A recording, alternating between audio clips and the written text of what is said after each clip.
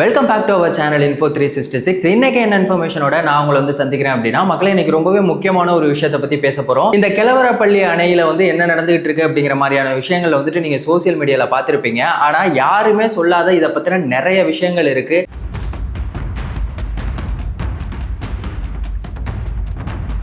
இந்த அணையை எப்ப கட்டினாங்க, ஏன் கட்டினாங்க, இப்போ அங்க என்ன மாதிரியான விஷயங்கள்லாம் போயிட்டு இருக்கு. இன்னொரு பக்கம் விவசாயிகள் இதனால எந்த அளவுக்கு கஷ்டப்பட்டுட்டு இருக்காங்க. இது எல்லாத்த பத்தியும் தான் இன்னைக்கு இந்த வீடியோல ரொம்ப டீடைலா பேச போறோம். ஸோ வீடியோவை ஸ்கிப் பண்ணாம ஃபுல்லா பாருங்க.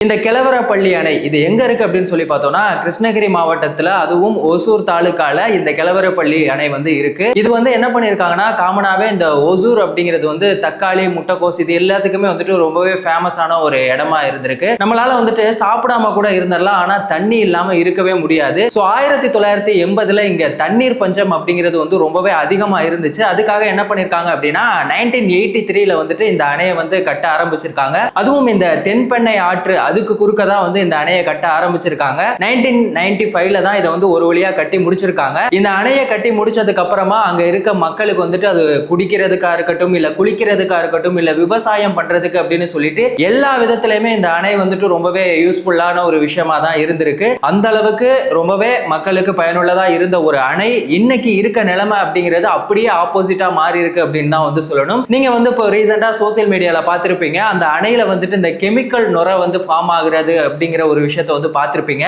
சோ இந்த கெமிக்கல் நுரை எப்படி ஃபார்ம் ஆகுது அப்படிங்கறத நம்ம ஃபர்ஸ்ட் தெரிஞ்சுக்கலாம். கிழவரப்பள்ளி அணை இதை சுத்தி பாத்தீங்கன்னா ஒரு 800க்கும் மேற்பட்ட ஏரிகள் இருக்கு. அந்த ஏரிகள்ல இருந்து வர்ற சாக்கடை தண்ணீரா இருக்கட்டும், இல்ல அடுக்குமாடி குடியிருப்புகள்ல அவங்க யூஸ் பண்ற அந்த சோப்பு தண்ணி, இது எல்லாமே இந்த இதுல எங்க கலக்குது அப்படின்னு சொல்லி பார்த்தோம்னா, இந்த தென்பெண்ணை ஆத்துல தான் கலக்குது. அங்க இருந்து அப்படியே ஒரு 8 கிலோமீட்டர் ஓடி அந்த தண்ணி இந்த கிழவரப்பள்ளி அணையில கலக்கும் போது என்ன ஆகுது அப்படின்னு சொல்லி பார்த்தோம்னா, இந்த மாதிரியான ஒரு கெமிக்கல் நுரையா அது ரொம்பவே ஃபார்ம் ஆகுது. சரி, ஓகே, இந்த கெமிக்கல் நுரையா ஃபார்ம் ஆகுது இல்ல. சோ இது 3 மேஜரான ரீசன் இருக்கு. அதுல ஃபர்ஸ்ட் ரீசன் என்ன அப்படின்னு சொல்லி பார்த்தோம்னா, இந்த சோப்பு தண்ணி. இந்த சோப்பு தண்ணியில பார்த்தோம்னா இந்த பாஸ்பேட், சல்பேட் அப்படின்னு சொல்லக்கூடிய 2 விஷயங்கள் இருக்கு. இது இப்ப பெங்களூர் மக்கள் குளிக்கிறதா இருக்கட்டும், இல்ல அவங்க துணி துவைக்கிற தண்ணீரா இருக்கட்டும், இல்ல பாத்திரம் கழுவுறது, இந்த மாதிரியான அந்த சோப்பு தண்ணீர் எல்லாமே என்ன ஆகுது அப்படின்னு சொல்லி பாத்தீங்கன்னா இதுல கலக்குது. இன்னொரு முக்கியமான ஒரு விஷயம், இது இதுல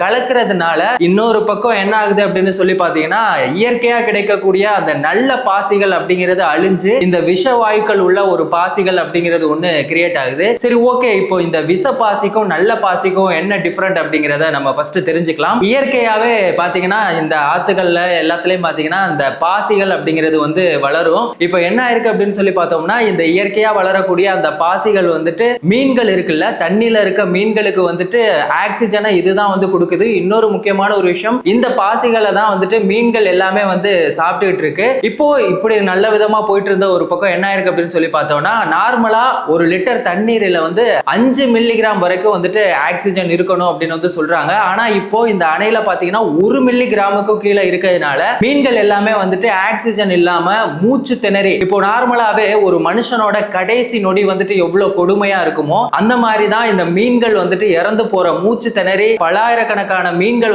இறந்து போற மாதிரியான ஒரு சூழ்நிலைகள் கிடைக்கிறது. அங்க மீன்களுக்கான ஆக்சிஜன் அப்படிங்கறதே கிடைக்காத அளவுக்கு தான் இருக்கு. இன்னொரு பக்கம் பாத்தீங்கன்னா இந்த விஷ பாசிகள் அது எதனால கிரியேட் ஆகுது அப்படின்னு சொல்லி பார்த்தோம்னா, இந்த சாக்கடை தண்ணி, சோப்பு தண்ணி, இது மூலமா தான் கிரியேட் ஆகுது. இப்போ ஆத்துல பாத்தீங்கன்னா இந்த நல்ல பாசிகள் இருக்கும்போது அது பாக்குறதுக்கே கண்ணாடி எப்படி பளபளன்னு இருக்குமோ அந்த மாதிரி தான் அதோட தண்ணீர் அப்படிங்கிறது இருக்கும். இப்போ இந்த விஷ பாசிகள் உருவாகிறதுனால என்ன ஆகுது அப்படின்னு சொல்லி பாத்தீங்கன்னா, அந்த இடமே பாத்தீங்கன்னா ஒரு துர்நாற்றம் அடிக்கிற அளவுக்கு, ரொம்பவே குடலை புரட்டுற அளவுக்கு ஸ்மெல் வர்ற மாதிரியான விஷயங்கள்லாம் கிரியேட் ஆயிட்டு இருக்கு. இன்னொரு பக்கம் மேஜரா இருக்க ரெண்டாவது ரீசன் என்ன அப்படின்னு சொல்லி பார்த்தோம்னா, இந்த தொழிற்சாலைகள்ல இருந்து வர்ற அந்த ரசாயன கழிவுகள், அது மூலமாவும் அந்த அணைகள்ல இருக்க அந்த தண்ணி அப்படிங்கிறது ரொம்பவே மாசுபடுது அப்படின்னு தான் சொல்லணும். இன்னொரு பக்கம் இந்த காரியம், காட்மியம் அப்படின்னு சொல்லக்கூடிய 2 ஆபத்தான உலோகங்கள் இதுல இருக்கு. இப்போ நார்மலா இந்த தண்ணியை ஒரு ஆடோ மாடோ குடிக்குதுன்னு வைங்களேன், வச்சுக்கோங்களேன். அந்த விஷமான தண்ணி அதோட வயிற்றுக்குள்ள போகுது. இப்போ மாட்டுல இருந்து நமக்கு கிடைக்கிற பாலா இருக்கட்டும், இல்ல அந்த தண்ணி மூலமா விவசாயம் பண்ற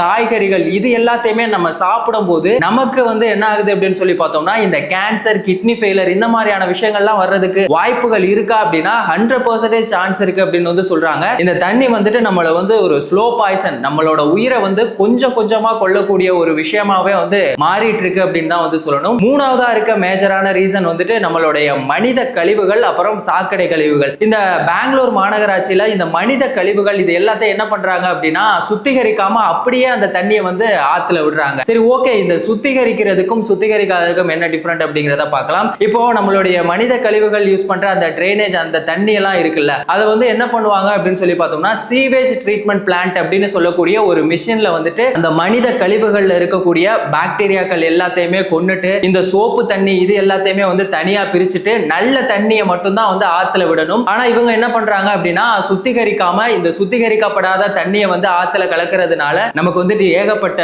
ப்ராப்ளங்கள்லாம் வந்துட்டு இருக்கு. சோ இந்த மாசு கட்டுப்பாட்டு வாரிய அதிகாரிகள் என்ன பண்ணிருக்காங்கன்னா லேப்ல டெஸ்ட் பண்ணிருக்காங்க இந்த மனித கழிவுகள். அதுல சில பாக்டீரியாக்கள் ரொம்பவே இருக்கு அப்படின்னு சொல்லியிருக்காங்க. அதுலயும் ஈகோலை அப்படின்னு சொல்லக்கூடிய அந்த பாக்டீரியாக்கள் இந்த தண்ணியில அதிகமா கலக்குது அப்படின்னு சொல்லியிருக்காங்க. சோ இந்த தண்ணியை குடிக்கும் போது நமக்கு பார்த்தோம்னா இந்த காலரா, வயிற்றுப்போக்கு, மலச்சிக்கல் இந்த மாதிரியான பிரச்சனைகள்லாம் ஏற்படுறதுக்கான சான்சஸ் ரொம்பவே அதிகமா இருக்கு அப்படின்னு சொல்லியிருக்காங்க. இந்த மாநகராட்சியுடைய அவங்க சைட்ல இருந்து சுத்திகரிக்கப்படாத அந்த கழிவுகள் எல்லாமே இன்னைக்கு ரொம்ப பெரிய ஒரு பாதிப்பா இருக்கு. மேஜரா நம்ம நாட்டோட முதுகெலும்பு அப்படின்னு சொல்லக்கூடிய விவசாயம் அழிஞ்சு போகக்கூடிய ஒரு நிலைமையில தான் இருக்கு. அவங்களுடைய வாழ்வாதாரம் அப்படிங்கிறது ரொம்பவே கேள்விக்குறியா இருக்கு. இந்த கிழவரப்பள்ளி அணையை சுத்தி இருக்கிற ஒசூரா இருக்கட்டும், இல்ல பெத்தமுட்லு, ஆவரப்பள்ளி, கோவிந்த அக்ரகாரம், கிண்ணூர் இந்த மாதிரியான இடங்கள் மொத்தமா எவ்வளவு இருக்கு அப்படின்னு சொல்லி பார்த்தீங்கன்னா 8000 ஏக்கர் நிலங்கள் இந்த அணையை நம்பி மட்டும்தான் இருக்கு. இதுக்கு முன்னாடி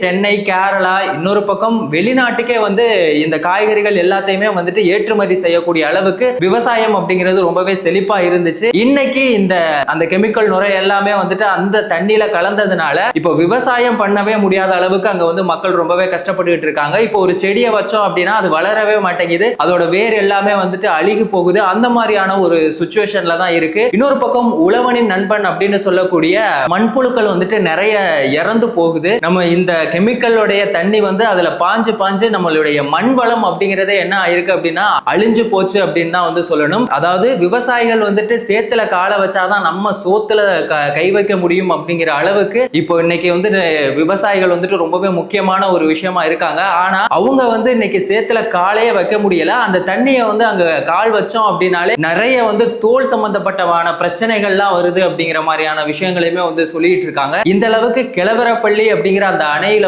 பயங்கரமான கொடுமைகள் நிறைய நடந்துகிட்டு இருக்கு அப்படின்னு தான் சொல்லணும். இதுக்காக இப்போ என்ன மாதிரியான நிரந்தர தீர்வுகள்லாம் எடுக்க போறாங்க அப்படின்னு தெரியல. ஆனா அங்க இருக்க மக்கள் என்ன பண்ணிருக்காங்கன்னா ரொம்பவே பாதிக்கப்பட்டிருக்காங்க அப்படின்னு தான் சொல்லணும். இப்போ கர்நாடகாவுக்கு நம்ம தண்ணி கொடுக்கிறோம் நம்ம தமிழ்நாடு. ஆனா பதிலுக்கு அவங்க நமக்கு என்ன கொடுக்குறாங்கன்னா இந்த விஷ நுரையை தான் கொடுத்திருக்காங்க. இதனால விவசாயிகள் ரொம்பவே பாதிக்கப்பட்டிருக்காங்க அப்படின்னு தான் சொல்லணும். இது எல்லாத்துக்குமே ஒரு நிரந்தர தீர்வு கிடைக்கணும். அங்க இருக்க மக்கள் நிம்மதியா இருக்கணும். விவசாயம் ரொம்பவே செழிப்பா இருக்கணும். சோ இதெல்லாம் அடுத்த கட்டம் எப்படி இருக்கும் அப்படிங்கிறத நம்ம பொறுத்திருந்து பார்ப்போம். நான் சொன்ன இந்த இன்ஃபர்மேஷன் உங்களுக்கு யூஸ்ஃபுல்லா இருந்துச்சா?